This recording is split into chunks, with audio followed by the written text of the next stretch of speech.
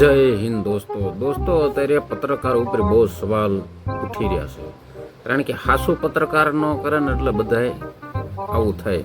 અને દોસ્તો જ્યારે પત્રકાર રાજનેતા અને આમને જ્યારે યમદૂતો બધા તેડવા આવ્યા ને પછી લઈ ગયા સ્વર્ગમાં, અને સ્વર્ગમાં એમને ફેંસલો કર્યો કે તમારું એક મહિનાનું પાપ છે કે એટલે તમને ગળા બૂડ પાણીમાં રાખવામાં આવશે 1 મહિના સુધી, પછી છૂટા કે.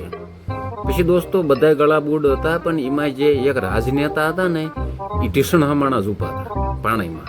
પછી કીધું વાહ નેતાજી વાહ, તમે ભારત ભૂમિ ઉપર જઈ અને કેટલું પૂન કર્યું છે, નકર ઓછું બને આવું કે તમે ઢીસણ હમણાં ઊભા, બીજા બધા ગળા ડૂબ ઊભા. તો રાજનેતાએ શું કીધું ખબર છે? કે મારી નીચે એક પત્રકાર ઊભો છે. અંદાજથી તો ખોટું કે એ લોંદા દાબે મોટા ગોળા. એટલે દોસ્તો પત્રકાર અત્યારે આવું થઈ ગયું છે.